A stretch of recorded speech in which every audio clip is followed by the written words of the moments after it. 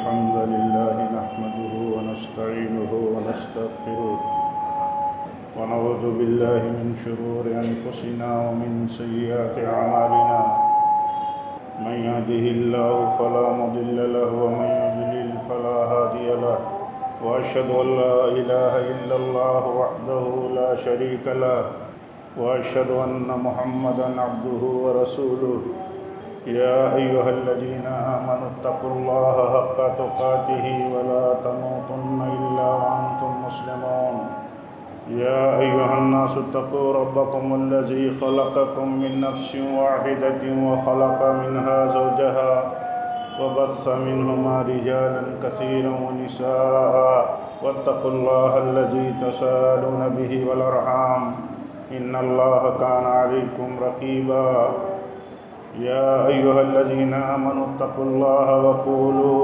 قولا سديدا يصلح لكم أعمالكم ويغفر لكم ذنوبكم ومن يطع الله ورسوله فقد فاز فوزا عظيما أما بعد فإن خير الحديث كتاب الله وخير الهدي هدي محمد صلى الله عليه وسلم وشر الأمور محدثاتها وكل محدثة بدعة وكل بدعة ضلالة وكل ضلالة في النار أعوذ بالله من الشيطان الرجيم بسم الله الرحمن الرحيم ومن أحسن قولا ممن دعا إلى الله وعمل صالحا وقال إنني من المسلمين ولا تستوي الحسنة ولا السيئة ادفع بالتي هي أحسن فإذا الذي بينك وبينهم عداوة كأنهم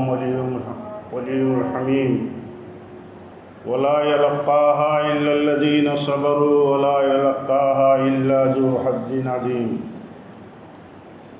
دینی بھائیوں، بزرگوں، عزیز نوجوانوں، اسلامی ماں اور بہنوں، اللہ تعالیٰ نے اپنے نبی کو، جنہیں ہمارے لیے اسوہ حسنہ بنایا، اخلاق کے بلند مقام پر پیدا فرمایا، اخلاق کی سب سے بلندی عطا فرمائی ہے. اللہ تعالیٰ خود فرماتا ہے کہ وَإِنَّكَ لَعَلَىٰ خُلُقٍ عَظِيمٍ، اے محمد صلی اللہ علیہ وسلم، آپ اخلاق کی سب سے بلند مقام پر ہیں، سب سے عظیم مقام پر ہیں. اخلاق نبی صلی اللہ علیہ وسلم کا کیا تھا، تھوڑی دیر میں وہ بیان نہیں کیا جا سکتا. نبی صلی اللہ علیہ وسلم کے اخلاق کو حضرت سعد ابن ہشام نے ام المومنین عائشہ رضی اللہ تعالیٰ عنہ سے پوچھا تو آپ فرماتی ہیں کہ تم قرآن پڑھتے ہو کہ نہیں؟ تو انہوں نے کہا پڑھتا ہوں قرآن.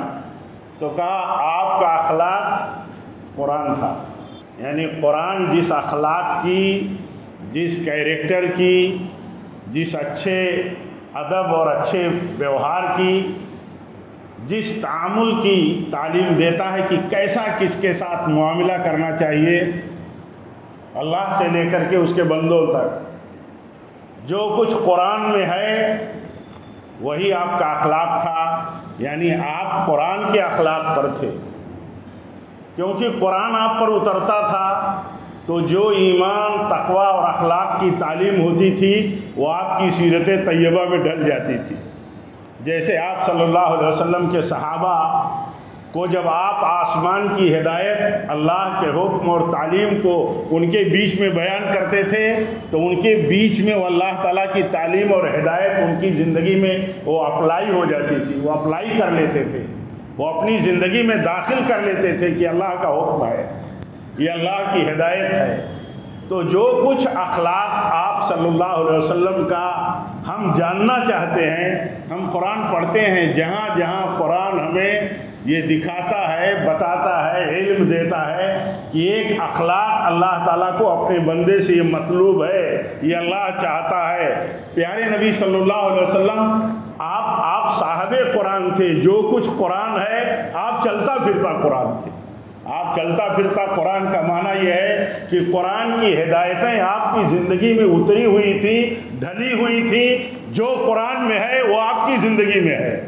یہ اتنی بات سننے سمجھنے تک تو کسی کو بے چینی نہیں ہوتی کہ آپ کا اخلاق وہ ہے جو قرآن میں ہے، لیکن اگر یہی بات اس طرح کہہ دی جائے کہ آپ کا اخلاق اور کیریکٹر اور آپ کا اسوہ حسنہ اور آپ کی سنت دین ہے، تو کچھ لوگ ایسے ہوتے ہیں جو قرآن اور سنت میں فرق کرنے لگتے ہیں۔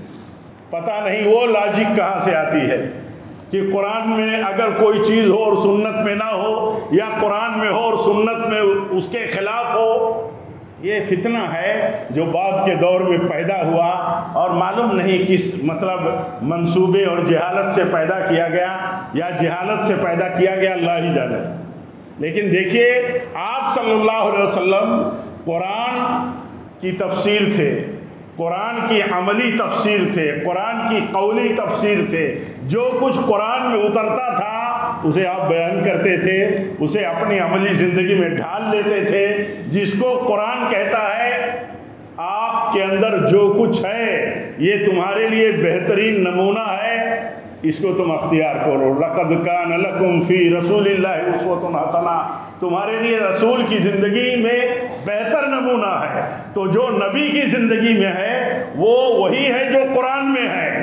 تو قرآن اور سنت میں تفریق وہی لوگ کر سکتے ہیں جو اللہ اور اس کے رسول کے بیچ میں تفریق کریں، اللہ اور اس کے رسول کے بیچ میں ٹکراؤ دکھائیں۔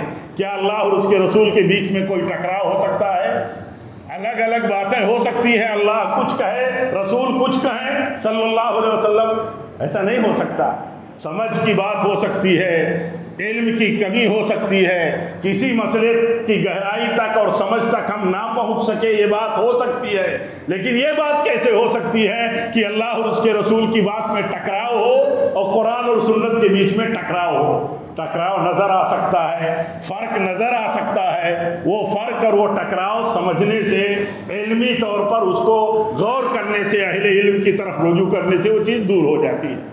تو بہرکیف فرض یہ کر رہا تھا، یہ بات تو ایسے ہی آ گئی کہ جب ایک مسلمہ اصول ہم مانتے ہیں، ایک قاعدہ ہم مانتے ہیں کہ اللہ کے رسول کے اخلاق جو ہے، اللہ کے رسول صلی اللہ علیہ وسلم کے اخلاق وہی ہیں، آپ کی سیرت طیبہ وہی ہے، آپ کا اسوہ حسنہ وہی ہے، آپ کی زندگی وہی ہے، دین کی نمونہ کی جو قرآن میں اللہ تعالیٰ نے بیان کیا ہے، آپ اسے لے کر کے چلتے تھے۔ سب سے پہلے اللہ کے حکم اور ہدایت پر آپ چلتے تھے صلی اللہ علیہ وسلم، اور آپ اللہ کے حکم و ہدایت پر چل کر کے اپنے امتیوں کے لیے، اپنے ساتھیوں اور صحابہ کے لیے نمونہ قائم کرتے تھے، نمونہ قائم کرتے تھے کہ یہ میری سیرت ہے اور جو اللہ کے حکم کے مطابق ہے اور اس کی تمہیں پیروی کرنی ہے، اسے اسوہ حسنہ بنانا ہے۔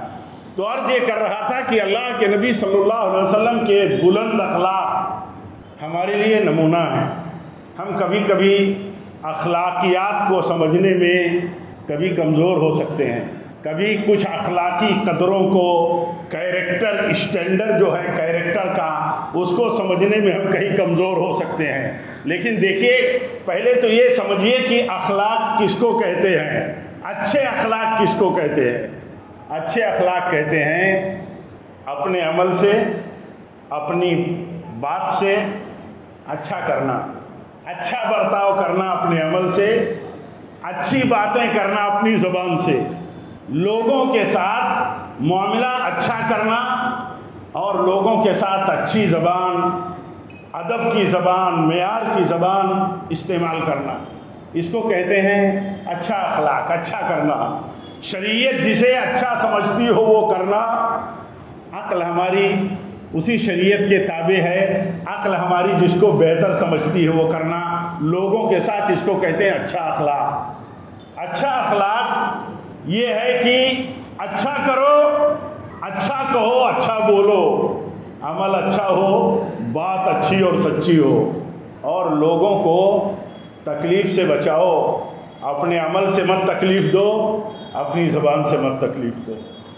جو آدمی، یہ موٹی سی بات ہے، بہت آسان الفاظ میں کوشش کر کے یہ بات کہی جا رہی ہے کہ اچھا اخلاق کہتے ہیں اچھا کرو۔ شریعت جسے اچھا کہتی ہے، جسے عقل اور سماج اچھا سمجھتا ہے، اور نقصان اور برائی سے، تکلیف دہ چیزوں سے لوگوں کو بچاؤ، یعنی اپنے عمل سے تکلیف نہ دو، اپنی زبان سے تکلیف نہ دو۔ اتنی موٹی بات سمجھنے میں کوئی دشواری نہیں ہے کہ اچھا کرنا لوگوں کے ساتھ یہ اچھا اخلاق ہے، اور برا اخلاق یہ ہے کہ برا کرنا لوگوں کے ساتھ اپنے عمل سے، اپنی زبان سے۔ آپ سمجھتے ہیں اخلاق کتنا بلند ہے، اسلام میں اس کا مقام کتنا بلند ہے۔ پیارے نبی صلی اللہ علیہ وسلم فرماتے ہیں مجھ سے لوگوں میں سب سے قریب وہ ہے، میرے نزدیک سب سے قریب اور محبوب وہ ہے، اور قیامت میں بھی مجھ سے جو قریب ہے، مجھ سے جو محبوب ہے، قیامت میں مجھ سے جو قریب ہوگا۔ آپ صلی اللہ علیہ وسلم فرماتے ہیں جس کے اخلاق اچھے ہو، جس کے اخلاق بلند ہو، اور آپ فرماتے ہیں مجھ سے جو دور ہے، مجھ سے یعنی وہ شخص دور ہے، قیامت میں بھی مجھ سے دور رہے گا وہ شخص جس کے اخلاق برے ہیں۔ آخر آپ یہ بتائیے کہ اللہ کے نبی صلی اللہ علیہ وسلم کا محبوب مقرب کون نہیں بننا چاہتا؟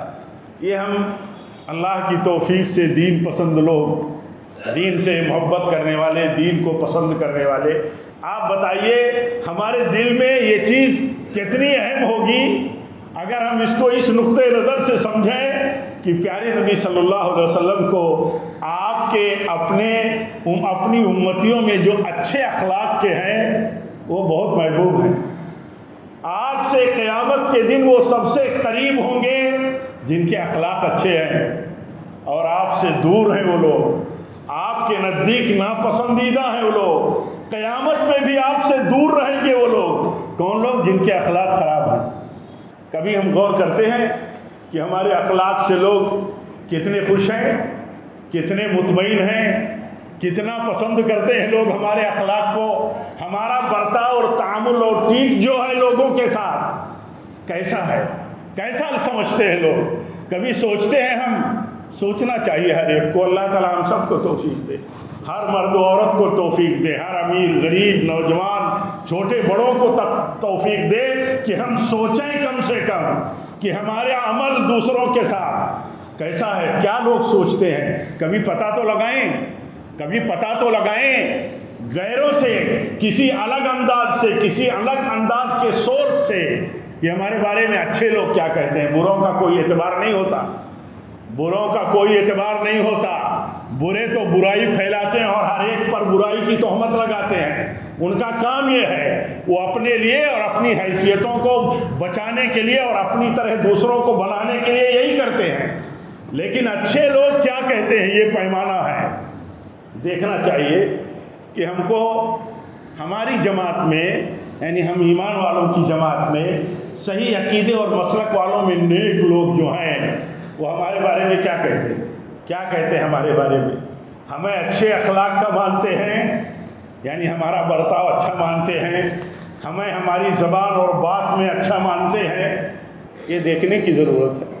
آپ صلی اللہ علیہ وسلم سے پوچھا گیا، آپ صلی اللہ علیہ وسلم سے پوچھا گیا کہ ایمان والوں میں سب سے افضل کون ہے؟ ہم ایمان والے ہیں، کبھی سوچتے ہیں کہ ہم میں اچھا کون ہوگا؟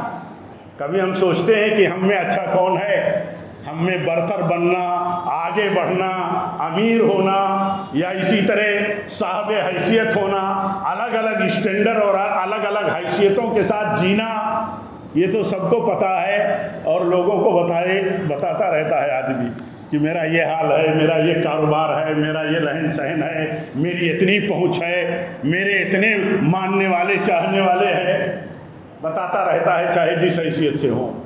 لیکن آپ صلی اللہ علیہ وسلم فرماتے ہیں مومنوں کی جماعت میں، ایمان والوں کے گروپ میں سب سے افضل وہ مومن ہے جو سب سے اخلاق میں بلند ہو۔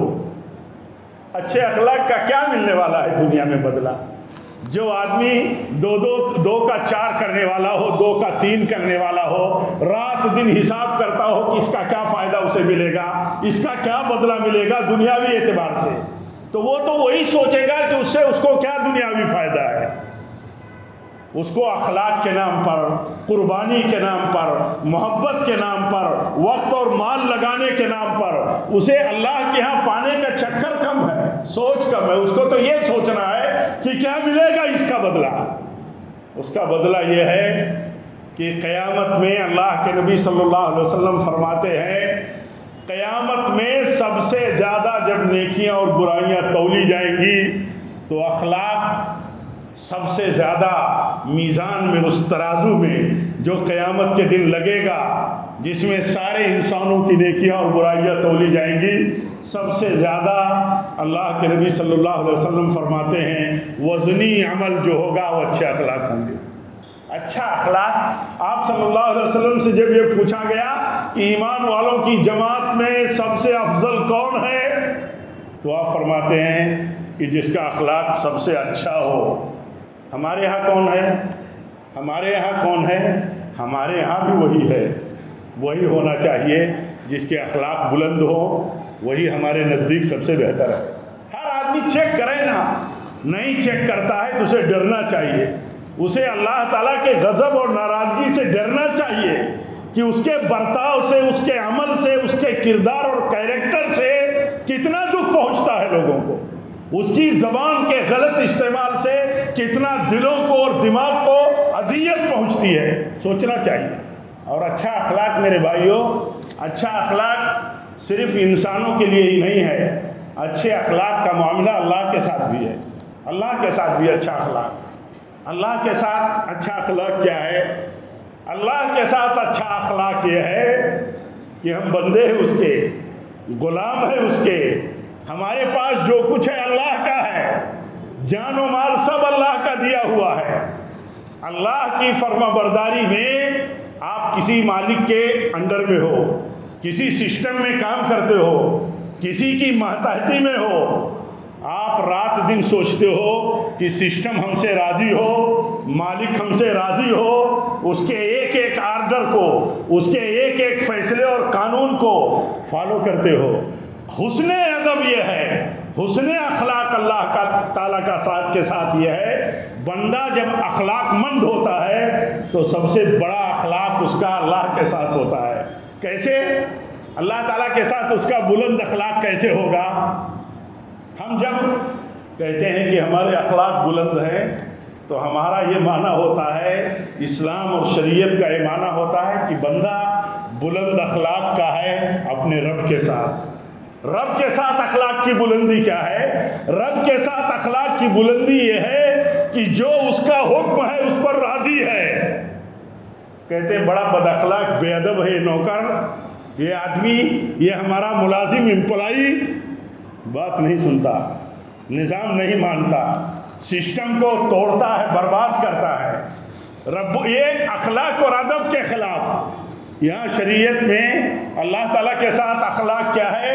وہ بندہ جو اللہ تعالیٰ کی پل پل اللہ تعالیٰ کی رحمت میں، اللہ تعالیٰ کی نعمت میں جیتا ہے، اس کی ایک ایک سانس اللہ تعالیٰ کے حکم کے مطابق چلتی ہے اور باقی ہے، اس کا مسئلہ اللہ کے ساتھ حسن ادب کا، اخلاق کا یہ ہے کہ جو اللہ کا حکم ہے اس کا فرما بردار ہے، اس کا فرما بردار ہے۔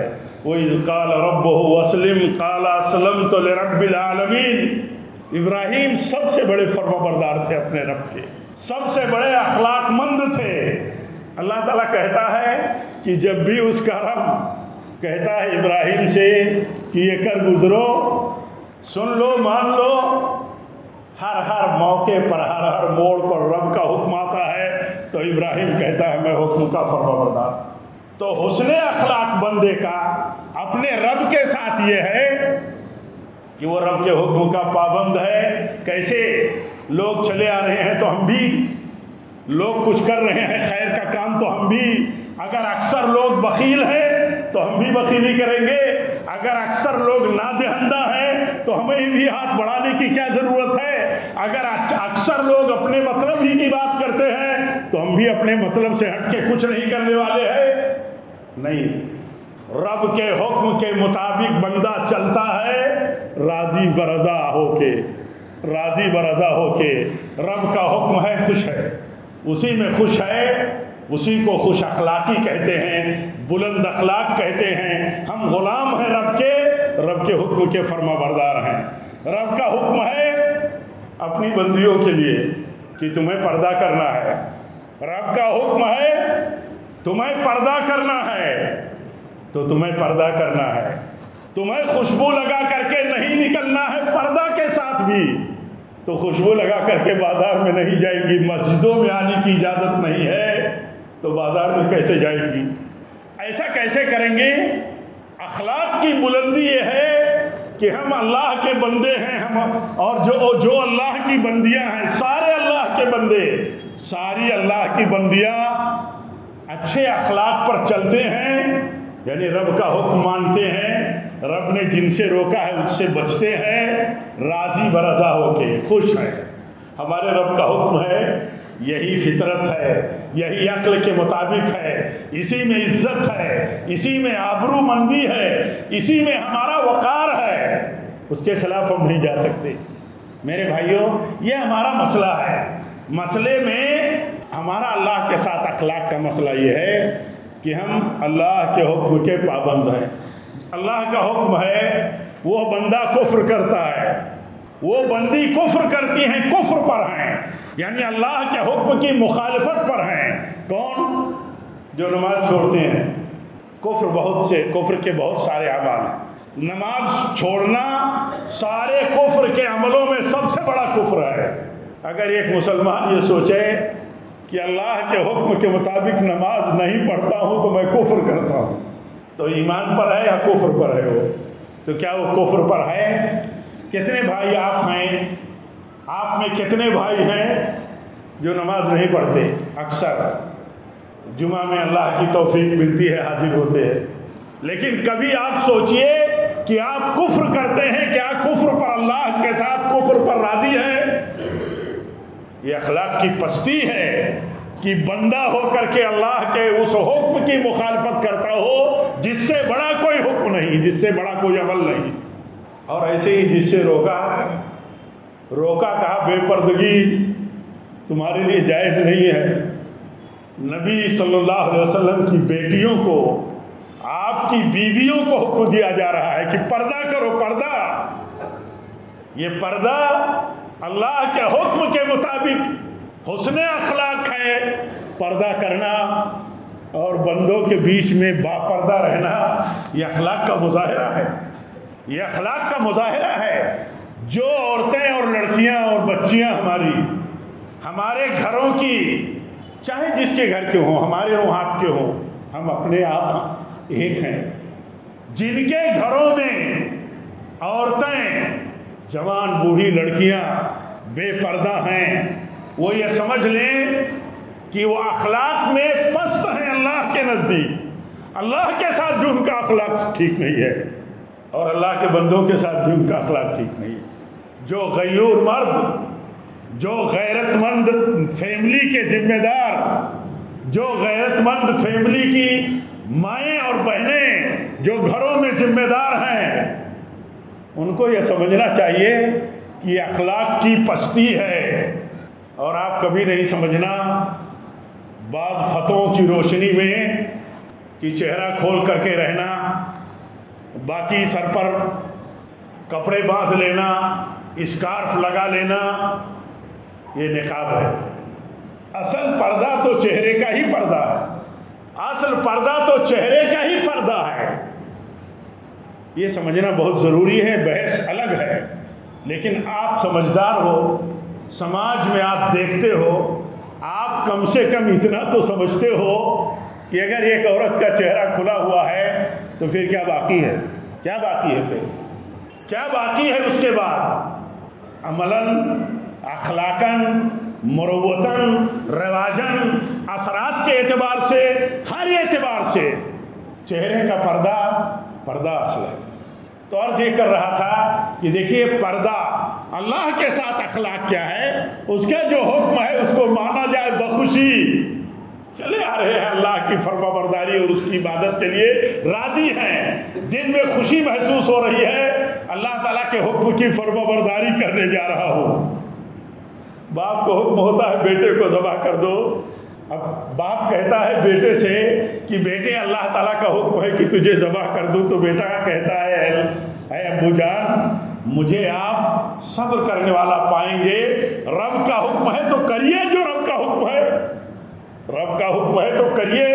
یہاں ہم ہمارے گھروں میں ہمارے دوست احباب، ہمارے سرکل کے، ہمارے اٹھنے بیٹھنے والے لوگ خیر کے کام میں اللہ کے حکم کی فرمانبرداری میں کتنا روڑا بنتے ہیں۔ کہیں کہہ دو کہ یہ جائز نہیں ہے تو پارٹنر ہوں گے، ساتھی ہوں گے، دوست احباب ہوں گے، ارے بلا وجہ منع کرتے ہیں کہ ایسا مت کرو۔ اگر اللہ نے بلا وجہ کسی چیز سے منع کیا ہے تو کہیں ڈائریکٹ نہیں انڈائریکٹ آپ بولتے ہو، کہیں انڈائریکٹ آپ بولتے ہو کہ اللہ تعالیٰ نے ہر زمانے کی رعایت کے اعتبار سے قانون نہیں دیا ہے۔ کیا بول سکتا ہے کوئی مومن کہ آج ہمارے اسلامی قانون کے اعتبار سے آج ہمارے لیے اس قانون کی اہمیت نہیں ہے؟ آج شراب نہ پینا یہ ہمارے سماج کا پچھڑے طبقے کا کام ہو گیا ہے۔ آج بھی کوئی بتائے کہ شراب کے خطرات اور شراب کی خباثت اور شراب کے برے انجام میں کل کے مطابق میں آج کوئی فرق ہے؟ کوئی فرق نہیں، کوئی فرق نہیں۔ کسی مسلمان کے دل میں اگر کسی دنیا داری سے، کسی شوق اور کسی فائدے اور کسی انجوائمنٹ کے لیے اگر اس کو اس کی لالچ لگی ہو تو یہ سمجھے کہ اللہ کے ساتھ وہ بد اخلاق ہے، اور اس عمل کے ساتھ اس کی بد اخلاقی اللہ کے بندوں کے ساتھ بھی بچنا ضروری ہے میرے بھائیوں۔ اتنے حالات جو پیدا ہو رہے ہیں، ان حالات پر کیا بات کیا جائے؟ اتنا آزاد معاشرہ ہو گیا، اتنا آزاد معاشرہ ہو گیا، بے پردگی عام ہو گئی، فحاشی عام ہو گئی۔ آپ اپنے دل سے پوچھو کہ زنا اور بدکاری کتنی عام ہے؟ فیملی سے لے کر کے سماج تک، پڑوس تک دیکھو، یہ دیکھو کہ سود کتنا عام ہے۔ کچھ لوگ نہیں پرواہ کرتے کہ سود بھی کوئی برائی ہے، برائی کرتے کرتے اس حد تک پہنچ گئے کہ قطعاً پرواہ نہیں ہے عام طور پر کہ سود بھی کوئی برائی ہے۔ پیارے نبی صلی اللہ علیہ وسلم فرماتے ہیں اس بستی پر اللہ کا عذاب حلال ہے جس بستی میں زنا اور سود عام ہو جائے۔ چلے جائیے کاروباری لائن میں، لائن لگی ہوئی ہے، لوگ بڑے بڑے بورڈ لگائے رہتے ہیں، یہاں آپ کو سود پر، یہاں سودی معاملے کے لیے سہولت اور فیسلٹی موجود ہے، فلاں فلاں بینک کے ریفرنس کے ساتھ یہ موجود ہے۔ پیارے نبی صلی اللہ علیہ وسلم فرماتے ہیں اس بستی پر اللہ کا عذاب حلال ہو جاتا ہے جس بستی میں زنا اور سود عام ہو جائے۔ آپ کتنی تدبیریں کرو گے؟ اللہ اور اس کے رسول کی مخالفت کر کے، اللہ اور اس کے رسول سے جنگ بول لے کر کے آپ اور ہم یہ چاہیں کہ ہم بچ جائیں گے، کہاں بچیں گے؟ نہ کوئی آبرو بچے گی۔ اللہ تعالیٰ ہماری حفاظت فرمائے، ہم سب کو سمجھ دے، ہر طرح کی بدعملی بد اخلاقی سے اللہ تعالیٰ ہمیں بچائے، ہم نہیں بچ پائیں گے۔ یہ دنیا داری کے ترتیب اور دنیا داری کے آنکڑے اور کیلکولیشن یہ کام نہیں کریں گے۔ سوچنے کی چیز ہے میرے بھائیوں، سوچو اخلاق کیا ہے؟ اصل اخلاق یہ ہے اللہ کے ساتھ اس کا حکم خوشی سے مانو، اس نے جس سے روکا اس کو خوشی سے قبول کرو، خوشی سے۔ ان اللہ اشتری من المؤمنین انفسهم واموالهم بان لهم الجنہ، جنت ہے ان ایمان والوں کے لیے جن کے مال اور جن کی جان اللہ نے خرید لیا ہے تو راضی ہے۔ یہ جان اللہ کی، مال اللہ کا، جہاں اس کا حکم ہوگا ہم جان لگائیں گے، جسم لگائیں گے، بدن لگائیں گے، اپنی صلاحیتیں جسمانی لگائیں گے، اپنی عقل لگائیں گے، جہاں مال کی ضرورت ہے مال لگائیں گے۔ مال اللہ کا دیا ہوا ہے، جان اللہ کی دی ہوئی ہے۔ یہ ہے اخلاق کی بلندی اللہ کے ساتھ۔ بندوں کے ساتھ اخلاق کی بلندی یہ ہے کہ بندوں کے ساتھ اچھا معاملہ کرو، اچھے اخلاق کے ساتھ پیش آؤ۔ اچھا کس کو کہتے ہیں؟ آپ کسی کے ساتھ نرمی کرو نرمی کسی کے ساتھ، اور یہ سوچو کہ نرمی کرنا یہ اخلاق کی بلندی ہے۔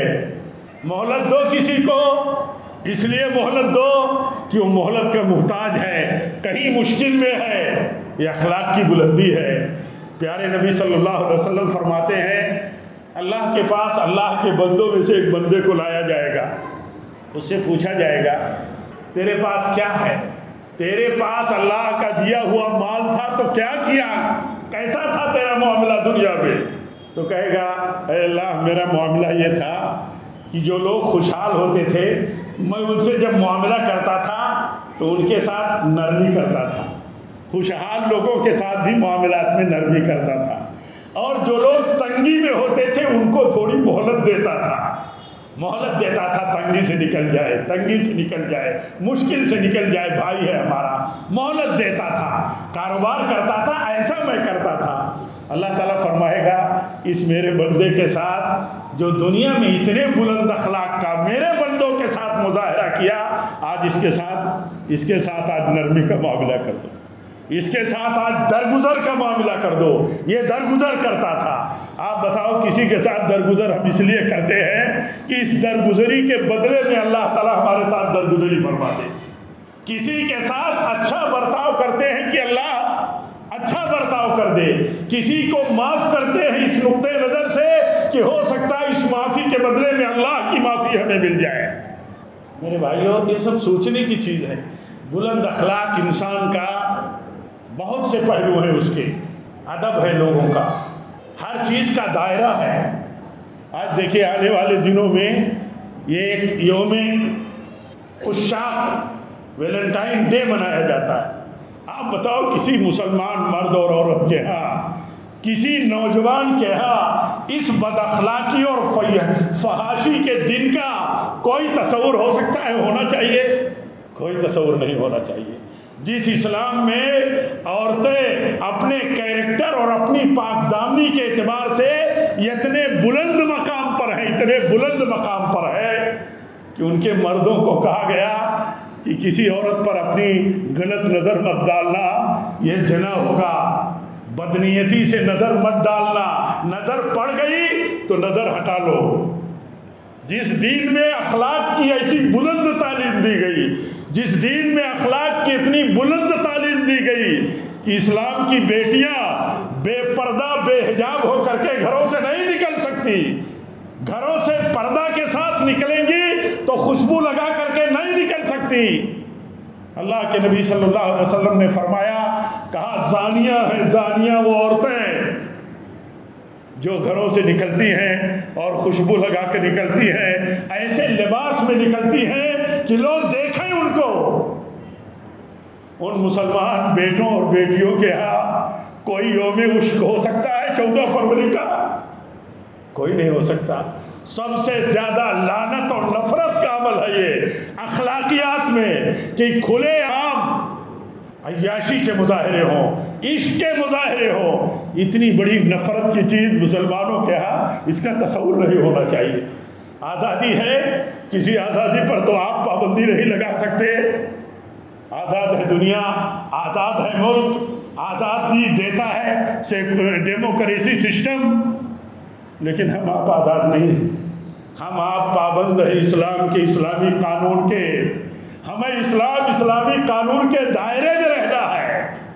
اللہ کا حکم کی پابندی اخلاق ہے، اور بد اخلاقی کی بہت ساری اخلاقیات کی صورتیں ہیں، شکلیں ہیں میرے بھائیوں۔ موٹی بات ہر آدمی کو معلوم ہے، اچھے اخلاق سے رہو، اچھے اخلاق سے رہو، لوگ آپ سے قریب آئیں، آپ سے امیدیں رکھیں، آپ کام آئے کسی سے، آپ ہمدرد رہیں اپنوں کے بھی، مسلمانوں کے بھی، غیر مسلموں کے بھی۔ آپ ایسے ہوں جس سے لوگوں کو ڈر نہ ہو، دھوکہ دے گا، جھوٹ بولتا ہے، وعدہ خلافی کرے گا، معلوم نہیں کیا کرے گا۔